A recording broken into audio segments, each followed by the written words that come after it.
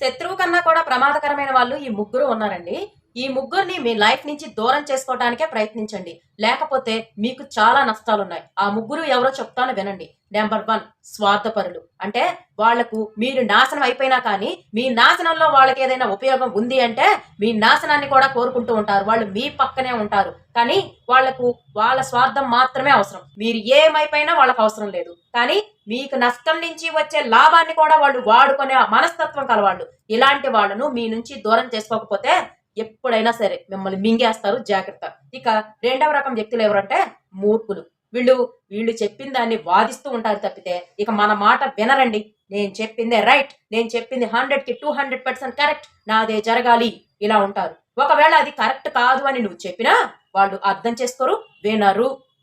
అలాంటి వాళ్ళతో ఎప్పటికైనా ప్రమాదమే. ఎందుకంటే వీళ్ళు స్వార్థపూరితంగా కూడినటువంటి వాళ్ళు కాకపోయినా వాళ్ళదే గెలవాలి, నాదే కరెక్ట్ అనే మనస్తత్వంతో ఈగోలతో ఉంటారు. వాళ్ళు చెప్పినా వినరండి.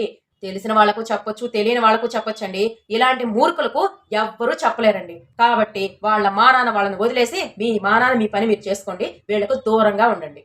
ఇంకా మూడో రకం వ్యక్తులు ఉంటారండి. వీళ్ళు ఎలాంటి వాళ్ళంటే జీవితం మీద వీళ్ళకి ఒక ఆశ ఉండదండి. ఎప్పుడు నిరుత్సాహంగానే ఉంటారు.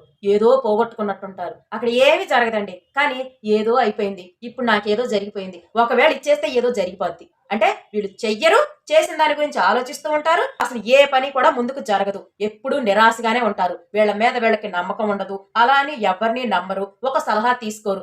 ఎప్పుడు చూసినా దిగాలుగా ఉంటారు. నెగిటివ్ థాట్ లో ఉంటారు. ఇలాంటి వాళ్ళకు ముందు దూరం జరగండి. లేకపోతే మీరు కూడా నెగిటివ్ లోకి వెళ్ళిపోయి ఏ పని చేయకుండా మీరు కూడా అలాగే ఆలోచనలోకి వెళ్ళిపోతారు. ఆలోచించడం వల్ల ఏమీ రాదు. మీరు ఏమీ మార్చలేరు, మీరు ఏమీ చేయలేరు.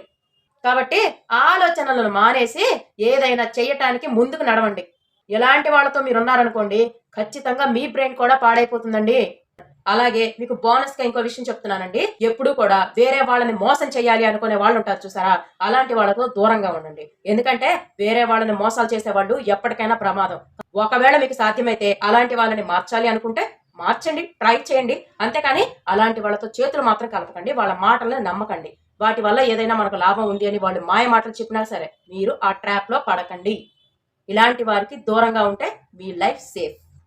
ఓకేనా?